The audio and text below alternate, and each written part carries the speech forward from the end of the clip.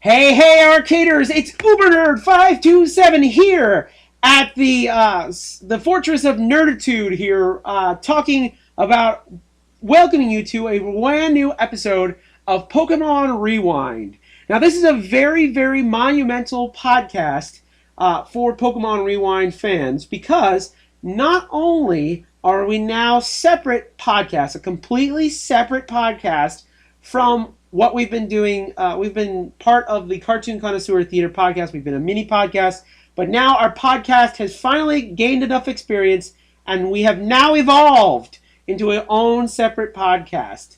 But not only that, I have a special treat for those of you who are watching on YouTube, because if you're watching on YouTube right now, you can see my mug on the screen. That's right, I'm recording this whole podcast right now through the magic of technology. So I'm very, very happy that this is such a big thing that I want to make sure I captured it for posterity. So very, very cool. Very, very excited. Now, one person you may not be able to see is my co-host for this episode, Danny, the ultrasonic player. Say hello to the people, Danny. Yo, what's happening, Arcaders? This is Danny, the ultrasonic player, coming to you live from the Nintendo Halberd. Yes, that's right, the Halberd that Meta Knight used to Smash Brothers. But don't worry. It's not. It's just I just borrowed it.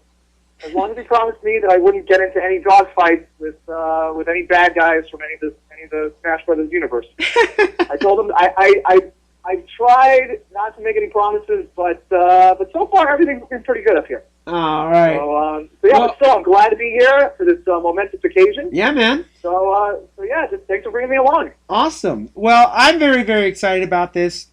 I'm very excited for several different reasons. Most of which, this has been such a big podcast and such a labor of love for myself and all the PokePals who've been joining us on the podcast.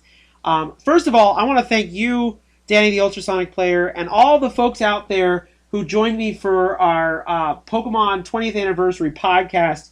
You guys did a great job. Thank you so much for joining us for that podcast. It made it so special. And I also want to thank my special guests who were Dinosaurus and Josh T-Rex, who joined me for the podcast and for reviewing Pokemon the first movie. That was a really, really great episode, and I'm very pumped and excited. I think we will be doing pretty much all the Pokemon movies, but I kind of want to keep pace. I don't want to do all the movies in one fell swoop. So every once and again, definitely not.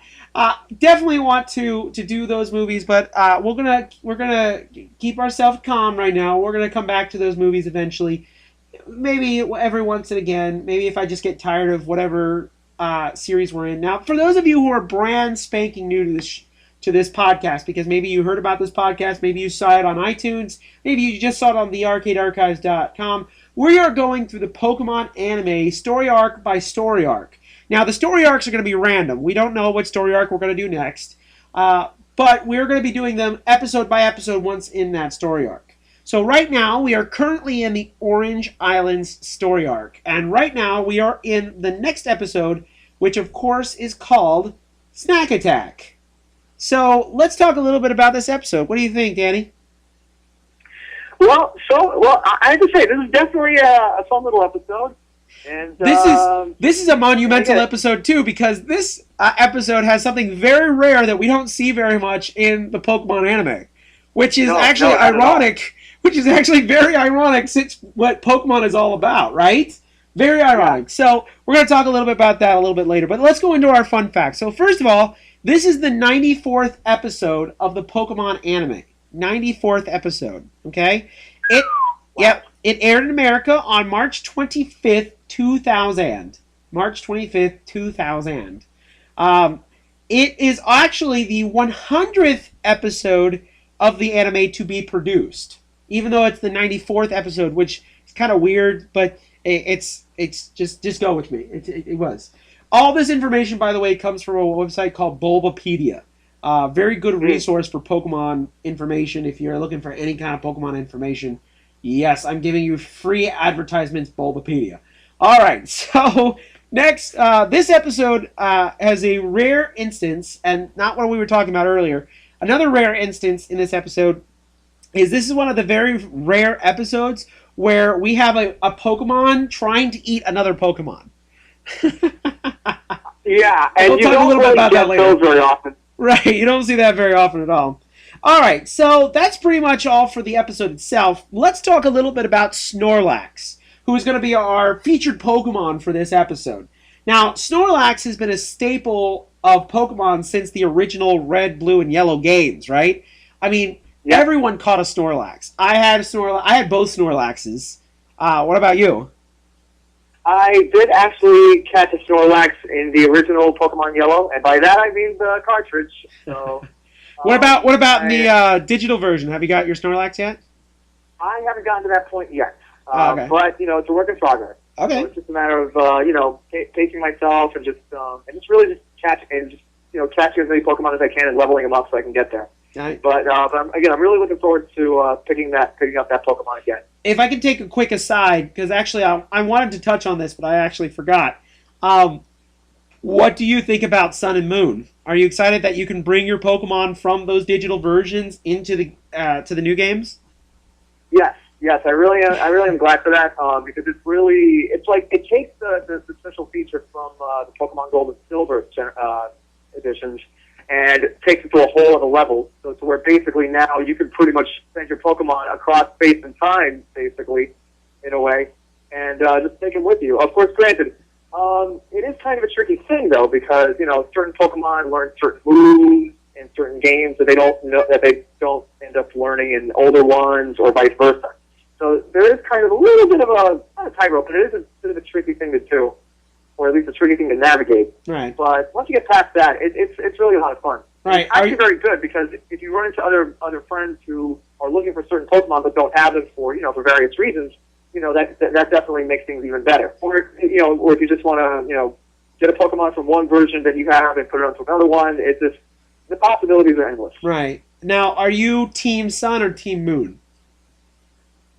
Well, you see, I'm not really sure yet, but I'll definitely get back to you on that one. Okay. All right. I'm still on the fence about that. Okay. All right. That's fine. Don't worry about it. All right. So, all right. Let's go back to Snorlax. That was my little aside. Now let's go back to Snorlax.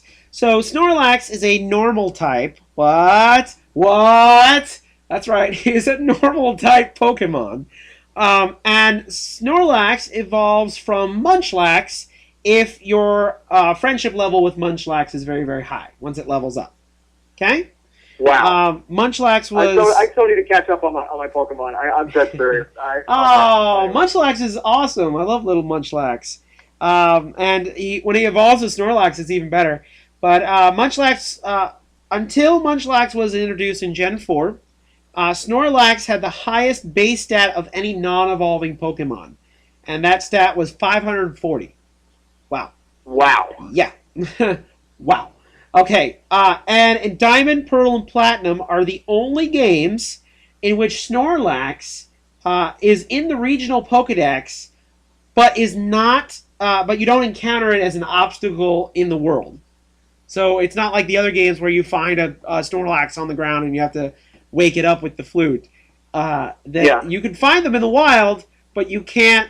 They're not blocking anything. They're not an obstacle for you to get past. They're just in the wild. So that's pretty cool. Snorlax's design is loosely based off of hibernating bears, of course, or teddy bears. It's also based off of cave bears, kind of loosely based on cave bears as well. It also is kind of one of my favorite things. It's also kind of based off of a food coma. For those of you, you probably know what a food coma is because you've probably been in one, especially around Thanksgiving. But food comas are usually when you eat a lot of food and then fall asleep, right? So they're kind of loosely based off of that. Now, one of the things... Oh, yeah, I know that feeling, yeah. That happened to me a few times, back when I was in middle school and high school. Oh, man. You just eat so much you get to fall asleep. It was more of a food nap, but, Right. Still. Well, Also, I want to note this, and this is more of a personal thing than an actual fact. I also think that Snorlax may be very loosely influenced by My Neighbor Totoro, which is a Studio Ghibli film, which is a very I can see great the resemblance there. Yeah, there's some resemblance. There's some resemblance between the two. Not completely, but there's some. And both are really big. Both eat a lot. Both people lay on their belly. I wouldn't be surprised if Snorlax was a little bit loosely based off of My Neighbor Totoro. Yeah, me too. And actually, you know what? To add to that, I actually wouldn't be the least bit surprised if also he made them partially based off of Baloo as well from the Jungle Book. Granted, I know that probably sounds like a stretch, but when you look at Baloo, not so much. I mean, granted, when you look at Baloo's design from the original Jungle Book, even his new design in the upcoming film, and even and you compare it, especially the fact that his stomach has this round shape, right? As most animated bears usually do, right? And you compare it to with Snorlax and whatnot, you can easily see there's slightly. Granted, I don't know if the artists and animators were inspired by that design, and it more than likely might have been, like you said, more from the Studio Ghibli side of things than Disney. But then again, right. It's possible. It's possible. In regards to eating. Right.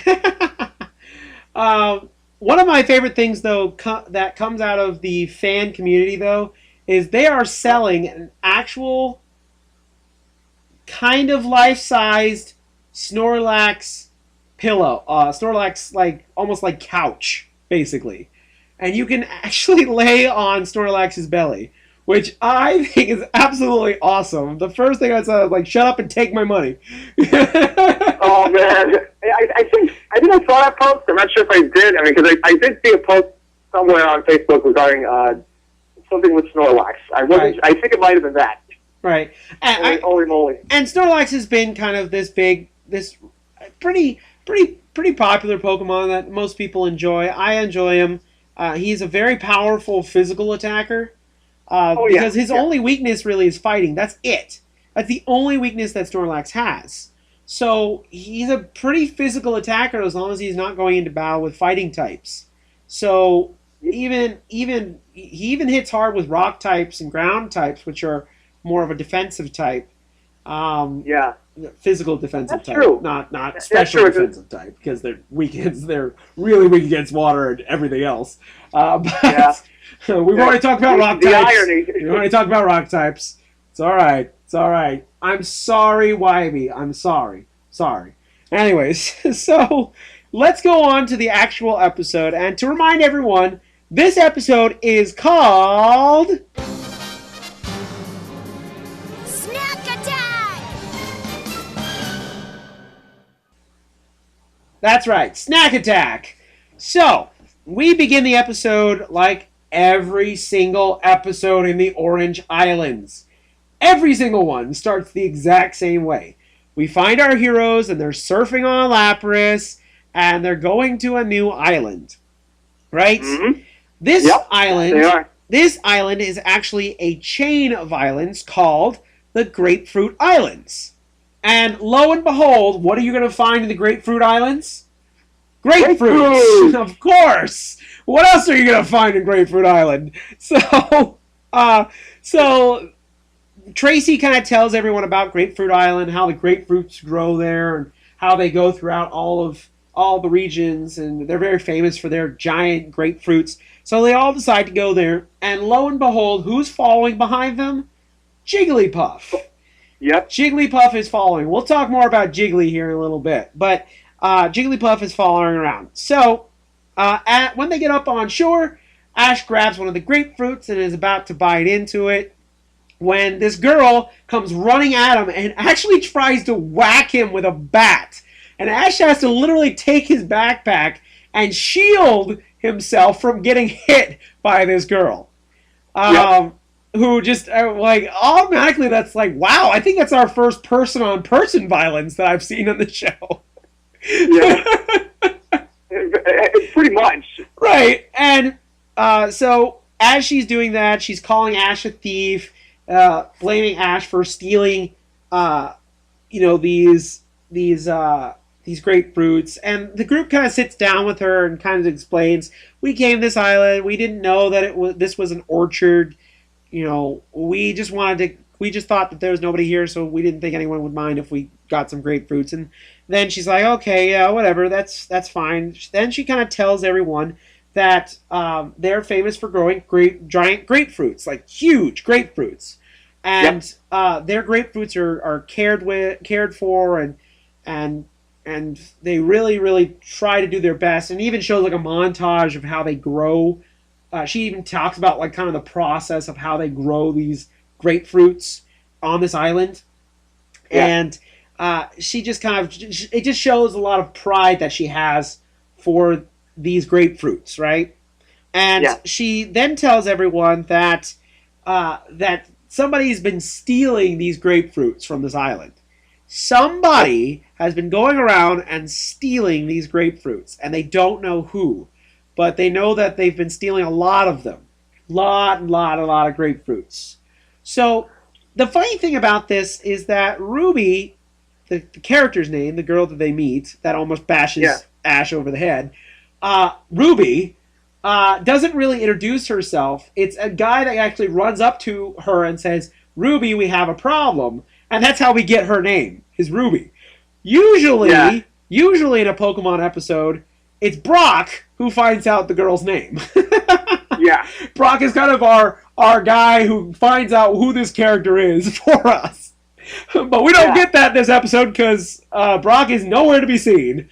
And so we actually have to find this. So she doesn't even really introduce herself to the group. She just kind of like... it's a little strange, but... Yeah, it's a little weird. But, whatever. So the guy tells him that more grapefruit has been stolen. And not only have they been stolen, but a lot of the trees are actually missing entire branches of grapefruits. And so this is all, whoa, what's going on here? Why are these branches being stolen? And so they run off to go see what happened. And lo and behold, who's sitting there eating these grapefruits? Of course, Snorlax. And we get our Pokedex entry. Snorlax, who is, a Pokemon who eats over 900 pounds of food. And it goes to sleep. Almost 1,000 pounds. Almost 1 ton. 1 ton of food. And a usual Snorlax, I forgot to say this in the fun facts, but a usual Snorlax is 6'11" and weighs almost a ton itself. It weighs 1,014.1 pounds. Okay? That's big. It almost eats its entire weight of food. Jeez. Yes. Its entire own weight of food it eats. And then it goes to sleep. And then it wakes up, and then it eats more food. So it's like, are we talking about a Pokemon, or are we talking about a certain Disney bear? Oh. Well, but then again, both are, for the most part, both characters at least are, well-meaning and just have a good appetite for life. Right. And food and honey. Although Snorlax's case is just more. Right. And then Baloo would be like, oh, no, okay, I'm stopping here. I guess that could be the case because, if I believe correctly, one of the ways you can get a Munchlax is by putting honey on a tree, if I remember correctly. So I guess that's maybe not too far from the truth. So. Oh yeah, huh? Yeah, that's true. But then again, if Snorlaxes are modeled after certain bear-like characters, then hey, then why not, right? Why not? All right. So they decide to. Some of the guys decide to stop this Snorlax from eating their grapefruits. Snorlax gets angry with them and just kind of brushes them off and knocks them all down. And Ash and company decide to use their Pokemon. And of course, we get Ash, who pulls out. So they decided they decide to pull out their Pokemon to help them kind of pick the grapefruit and try to get all the grapefruit off the trees before Snorlax can eat it all.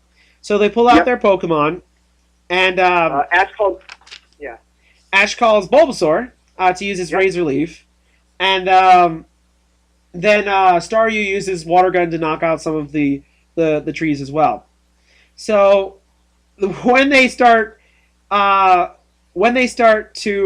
pile all this grapefruit up, then of course Snorlax then just attracts Snorlax, and he just comes and starts eating the pile of grapefruit. So then Tracy says that they should weaken him and try to catch him. So Ash again pulls out Bulbasaur, uses Bulbasaur to try to catch Snorlax with his Vine Whip. Now the Vine Whip doesn't really do anything to Snorlax but get him angry, and so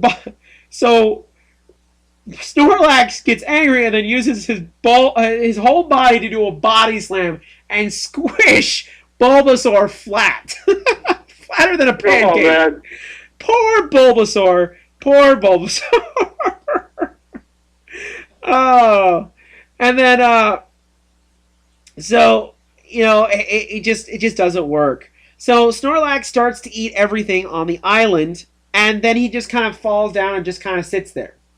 Now they all think that he's going to go to sleep, right? They think he's done. He's not going to eat anymore. He's done. He's eaten the entire island full of grapefruit. He's done. Well, then one of the characters, and I don't remember which one exactly, I believe it was Ruby, said about the other islands. Well, that gets Snorlax excited, and so he gets up, walks to the shore, starts waving his arms around, and then jumps in the water and uses Surf and starts going to the other island. Well, this puts everyone in a panic because they don't know what they're going to do.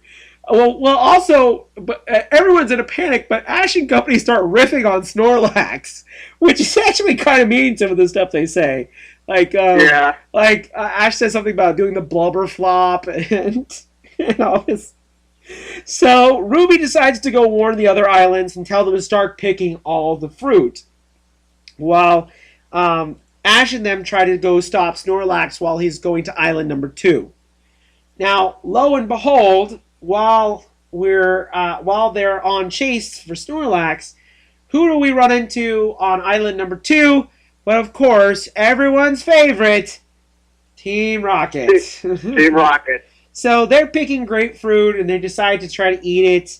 I love that Jessie kind of randomly points out that the grapefruit has thin skin, which then James then answers back with, "Oh, just like you, Jessie." And then Jessie subs the grapefruit into James's mouth, which I thought was absolutely hilarious. And then, of course, Meowth tries to cut the grapefruit with his claws, but he ends up actually breaking one of his nails, to everyone's just absolute delight and funny as he starts running around. And then James kind of recalls, for those of you who don't keep up with the anime too much, James was actually the son of a very wealthy family. And he gave it all up to literally become part of Team Rocket. He gave all his fortune up so that way he could be part of Team Rocket. Which is funny if you really think about it, because all Team Rocket tries to do is get rich. But apparently he doesn't want to be spoon-fed being rich. He wants to kind of work for it himself. Which in a way is kind of interesting, but in another way it's just like, okay. So, but anyways, James points out that when he was younger, his servants used to bring him candied grapefruit peels. Have you ever eaten candied grapefruit peels? I actually have not. I've never even heard of it. I've never heard of it. Yeah, I've never even heard of candied grapefruit peels. So, I mean, if you out there, if you're watching right now and you want to tell us a little more about these candy grapefruit peels, please let us know. I'll let you know at the end of the podcast how to get in contact with us. But we really like to know, because I didn't even know about this until he talked about it on the podcast, which is on the episode, which is really weird. So, anyways, this memory flashback kind of gives Jessie an idea that they need to take these and make those candy grapefruit peels and then sell them, and they'll be rich. They'll be rich. So they all decide to do it. Well, just as they're doing this, they decide to kind of take these grapefruits and put them back in their Magikarp sub. But as they're piling these grapefruits on the beach right in front of where the sub is, all of a sudden they see Snorlax, who is swimming as fast as it can to the next island. It's like, get out of my way! I'll come to it for those oranges. And then he goes on the island and he starts eating Team Rocket's. He starts eating Team Rocket's pile of grapefruits. So of course Team Rocket decides to fight back. Now before Team Rocket pulls out their Pokemon or does anything, of course, then we get Ash, and Ash is like, "Oh crap! I have to deal with both this Snorlax and Team Rocket all at the same time. Oh, I'm in for it now." You know, that's not exactly what he says, but that's kind of just this is my version of what Ash actually says. So anyways, so they decide to fight. Now we go back to Ruby, who is now in a command center for the island, and kind of just seeing where Snorlax is, and seeing that Snorlax is starting to eat off the second island, and he's starting to eat all the fruit. And then we go back to Ash and Company, who decide to attack Snorlax again. This time they're going to use some different Pokemon. First, they use Squirtle. And Squirtle comes out and uses his Skull Bash attack, which does absolutely nothing to Snorlax at all, which is weird. But, no. defensive-wise, Snorlax is a very high defensive character, so I guess it kind of makes sense. So then, after Squirtle doesn't work, Misty pulls out Staryu, and Staryu tries to attack it, but again, it doesn't work either. Then Misty mistakenly pulls out Goldeen. Like, this is like the third or fourth time she's done this, where she mistakenly pulled out a Pokemon. I don't understand. She's a gym leader. She should know better. But, whatever. Okay, whatever. She pulls out Goldeen by mistake, and just as she's about to pull Goldeen back, we get the very rare instance of Snorlax grabbing Goldeen and almost eating him. Almost eating her up. Almost eating this Goldeen up. Which was actually a shock to me. I was like, oh my gosh, he's going to eat that Goldeen. And then, but before Snorlax can put it in his maw, in his pie hole, Misty kind of calls it back. All right. So then, of course, Team Rocket tries to catch Snorlax, and Jesse pulls out Arbok, who gets Snorlax mad, and then he does a body slam again and flattens Arbok, to which James says that he's flat enough to be a snakeskin belt for Snorlax. Which I thought was pretty funny, actually.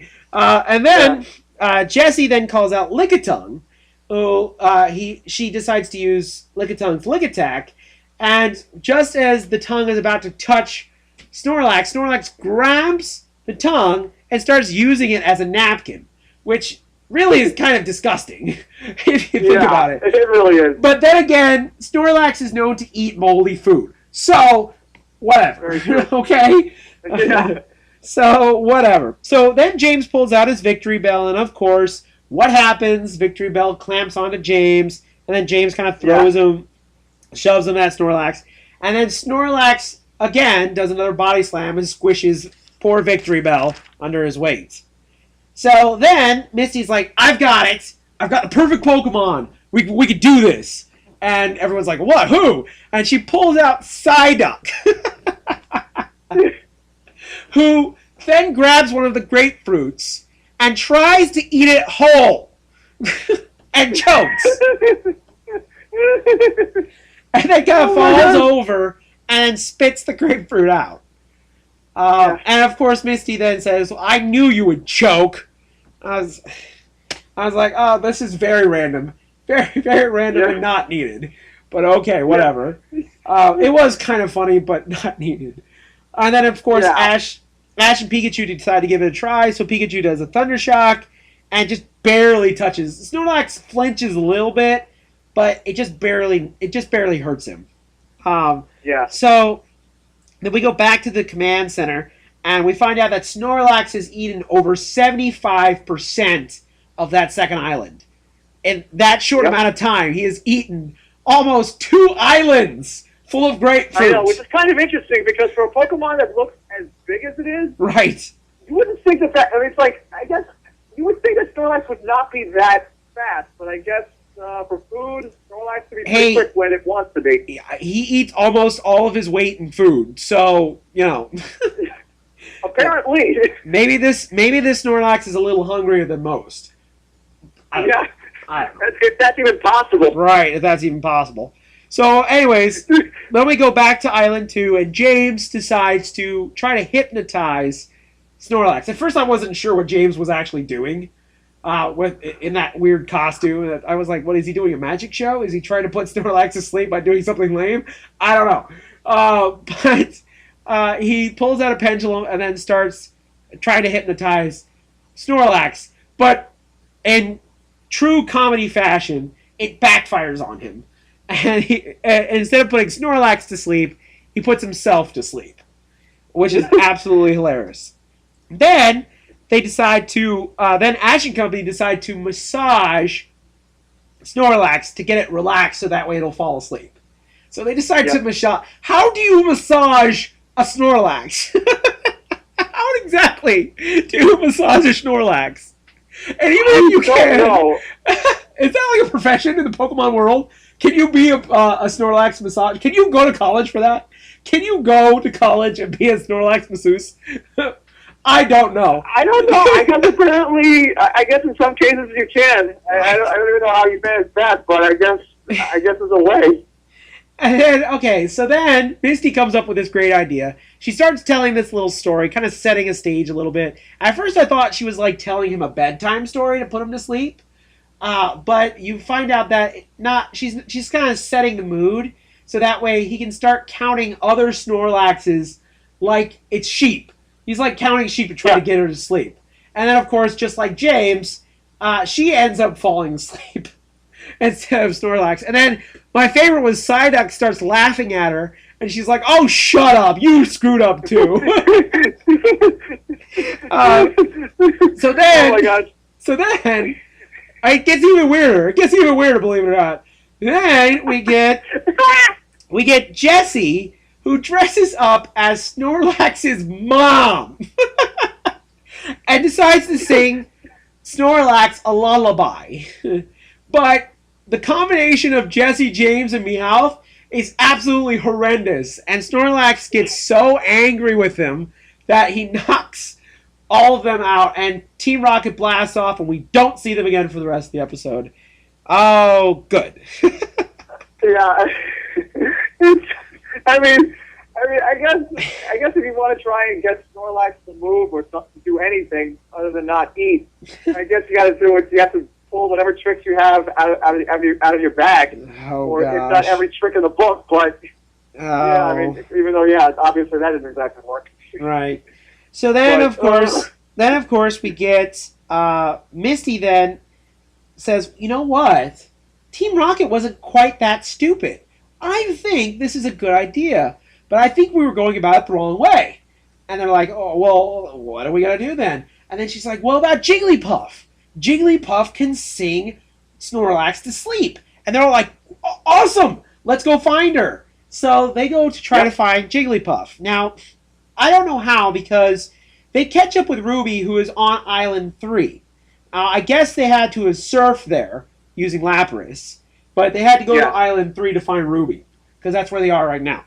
And so Ash and Company go up to Ruby and try to tell her, this is exactly what we're going to do. This is what we're going to do.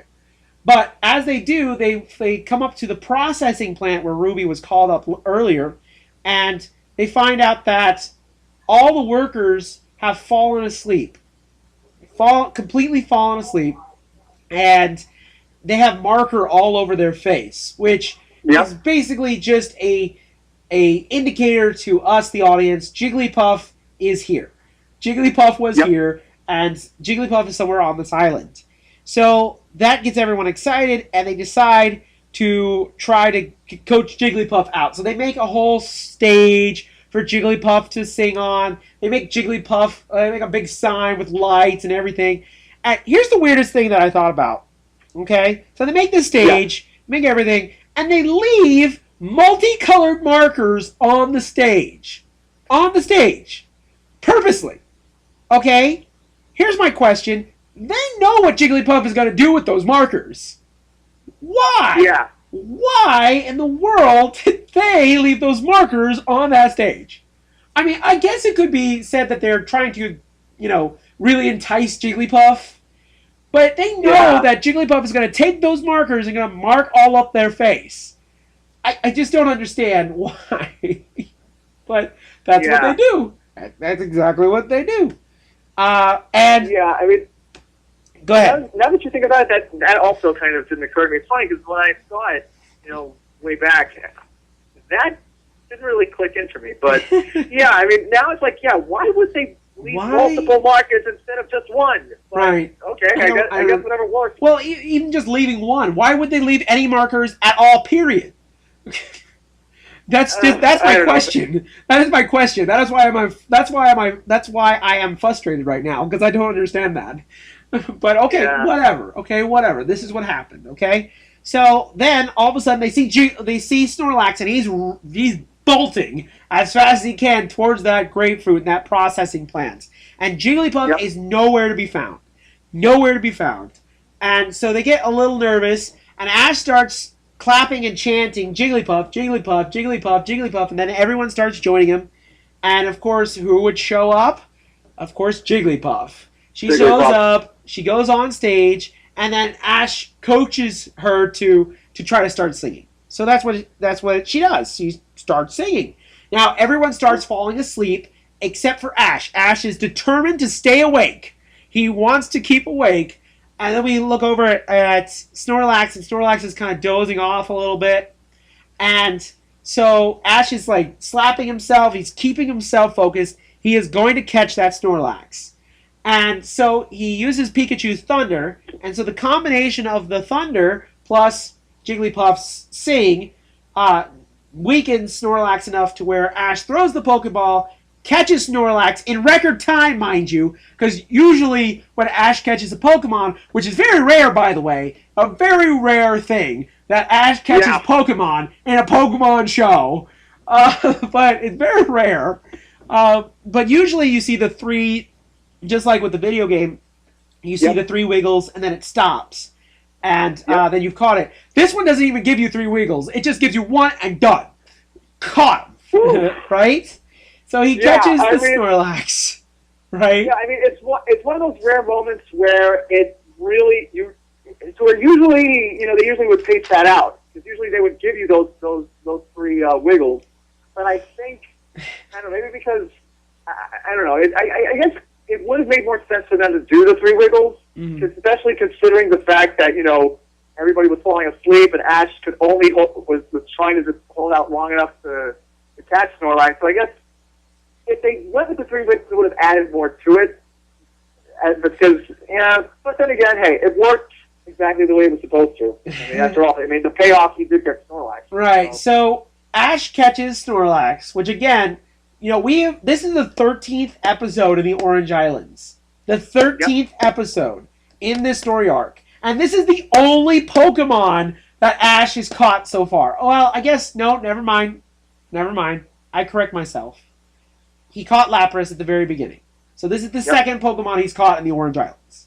Okay. Yep. I correct myself. Snorlax is the second Pokemon. But that was, 12 episodes ago? And he has not caught a single Pokemon since. So he catches Snorlax. He does his usual victory thing.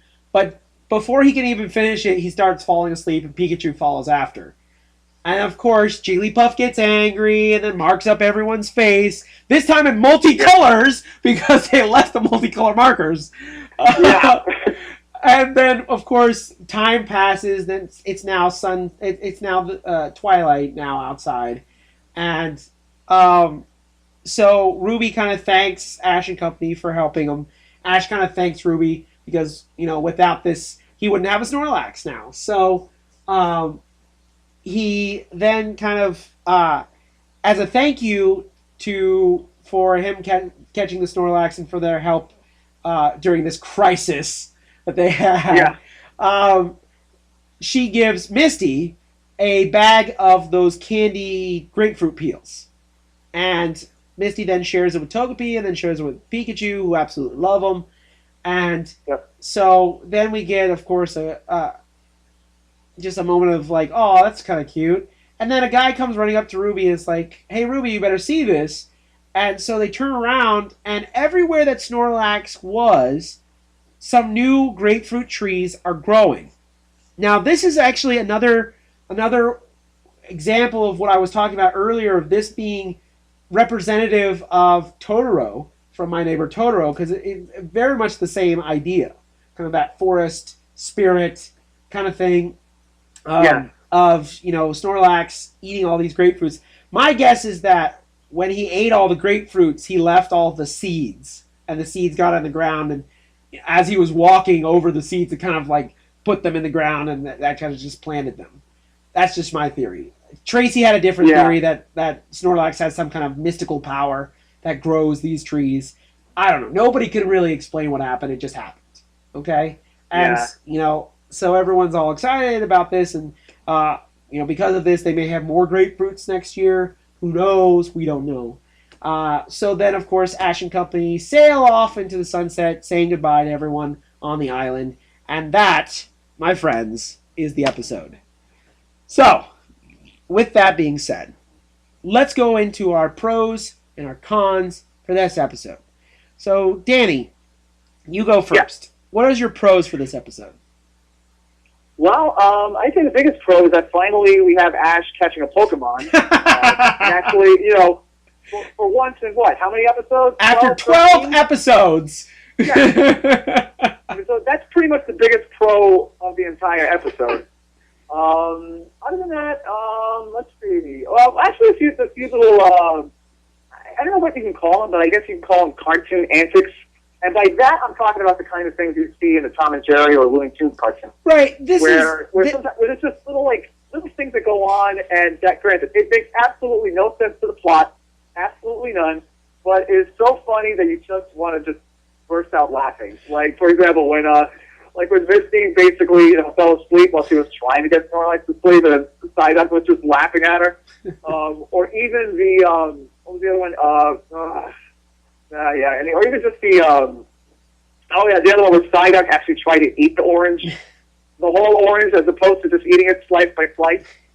So just, or even the one where oh my gosh, what was the other one? It was also the other where basically Ruby kind of went off the defense, thinking that Ash and his friends were thieves. Yeah, that was surprising. It's like, whoa, hold the phone, whoa, stop, crazy woman. Yeah, seriously, put that baseball bat down. Seriously. I actually let me go ahead and say my pro. I actually agree with you. I feel that this was a very fun episode. I don't necessarily categorize this episode as a throwaway episode, because Snorlax becomes an important part of this story arc. So, and also future episodes as well, because he keeps the Snorlax for a while. So, it's very important that you watch this to see him catch Snorlax. Now, it's a fun episode. Don't get me wrong. It's a fun episode. It's a fun way for him to get Snorlax. And actually, it's kind of a reverse of a previous episode from the Indigo League, which is called Wake Up Snorlax. Because in that episode, Snorlax was asleep and they were trying to wake him up. In this episode, he's awake and they're trying to get him to sleep. Which is kind of really, really kind of weird in a way. It's almost the same episode in a way, but it's just the reverse of that same episode. Yep. So it's kind of a fun episode. Not really any character development or anything like that. It's just a fun episode, and that's fine. That's perfectly fine. And even I like I said, I don't categorize this as a throwaway episode. It's not an episode that you can throw away. You kind of have to watch it to get later on near the end of the Orange Islands. Snorlax is going to be, even in the future, Snorlax is going to be kind of and excuse me for using the pun, a big thing. But it's important. So I'm glad that they made this episode kind of fun and almost a reverse of the episode they've done previously. But I did enjoy it. So it was fun. It was a fun episode. My cons for the episode, though, it seemed this episode was very short. What do you think? I think it was kind of short. I felt it was like over and done. Like the plot. Yeah. I don't know. For me, having just seen it, it didn't really. I don't think it really felt like it was chopped up. Well, I don't mean it was edited. I just mean the story itself just felt short. Like, because it was really just over and done. I know. I get what you mean now. Yeah. I mean, the only real important part of this episode is that Ash catches a Snorlax. That's it. Yeah. That's it. That's all. That's the only important thing. Yeah. I think they could have spent a little bit more time, I guess, trying to figure out how to, or at least with Team Rocket at least. I mean, granted, they were obviously going to get, blasted off again. Right. I think if they had spent a little bit more time with maybe what they were doing, maybe give James a little bit of a flashback, like an actual flashback where you actually see it with him actually, with his childhood and whatnot. Or even just maybe a few more things with Snorlax, and the gang trying to stop him from eating everything, and whatnot. So, but I don't know. I mean, I can see what you mean. That the plot did feel like even less than your usual plot for these episodes. Right. No, I agree. All right. I will say one other thing about this episode. I have complained through several episodes of the Orange Islands about Jigglypuff. Every single episode that had Jigglypuff in it so far, I've complained about. Because I felt Jigglypuff didn't need to be there at all.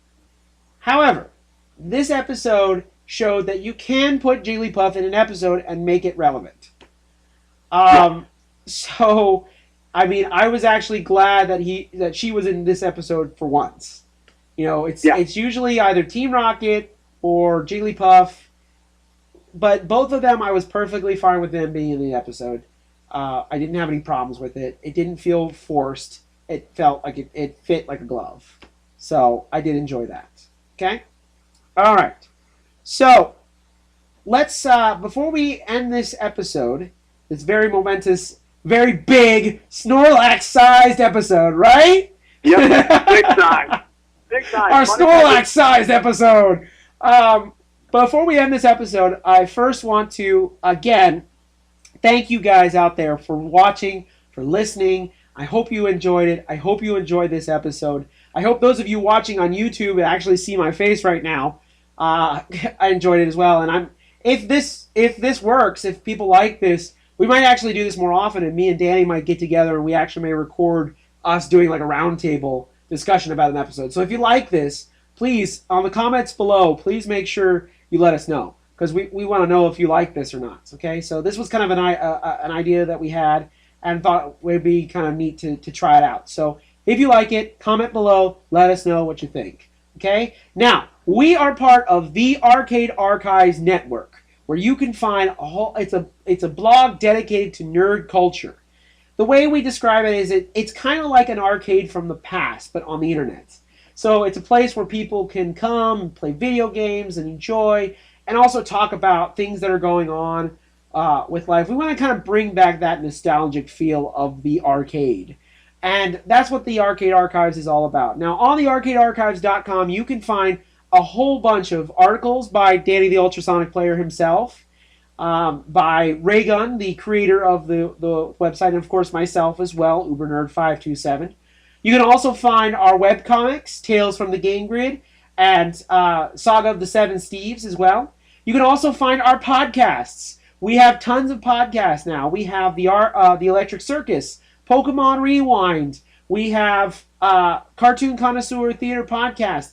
And soon we'll have a brand new podcast for you, for all of you Nintendo fans out there. So get excited about that. I'm excited for us doing this that podcast as well. So get excited out there, get pumped, get excited.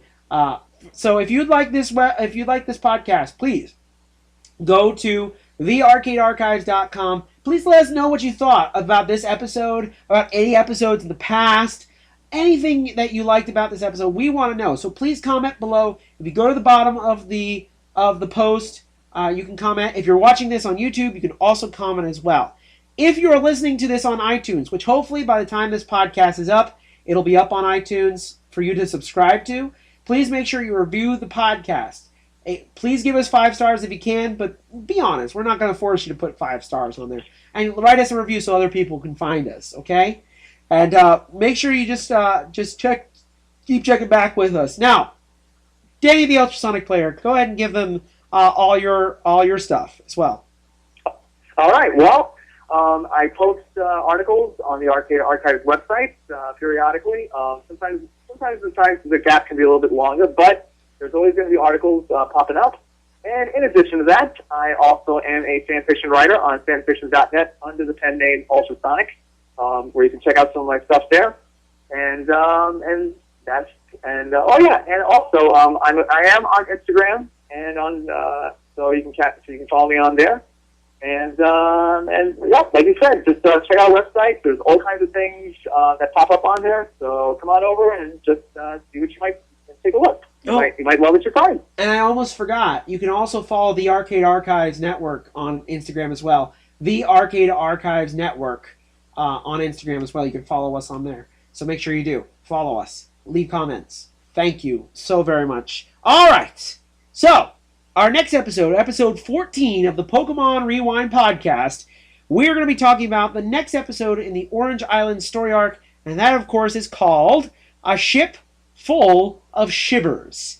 Now, in this episode, Ash and company go to a new island where they learn about an old Orange Island League trophy that has been found in a shipwreckage, and they've brought it to a museum that's on the island, so they decide to go see it.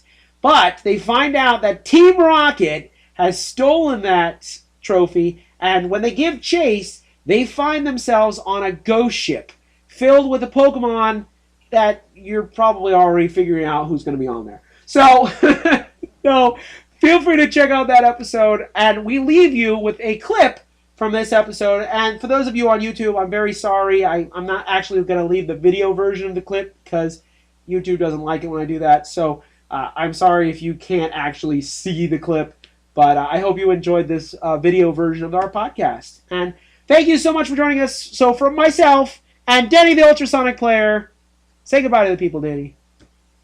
All right. Well, thanks for listening, folks. And remember, keep playing with power because there are no limits. Best wishes, everyone. Oh, I really wanted to see that old championship trophy from the Orange Island League. Yeah, and I wanted to make some sketches.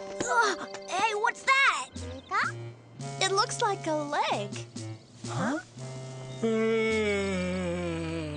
I haven't celebrated like that since I lost my trust fund. We ate so much and stayed up so late, I didn't think we'd come to for days. Yeah, but there's nothing like waking up after a good night's heist. A heist? Huh?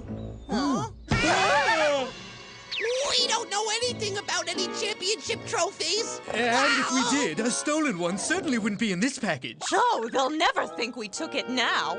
We should have known from the start you were the ones who stole that trophy. And you better give it back. And you'd better prepare for trouble. I'd suggest you make it double. You take care of the motto, I'll take care of the trophy. Huh? Hey, come back here!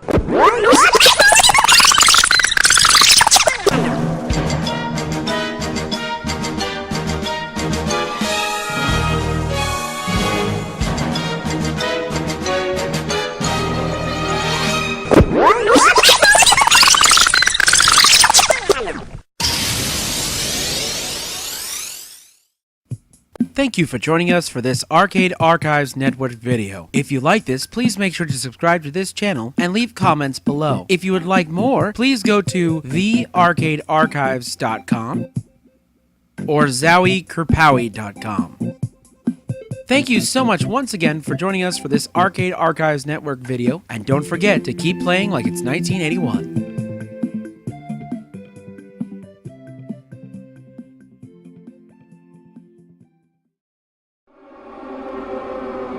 Message from headquarters. This is a Rebellion production and is part of the Arcade Archives Network. That is all.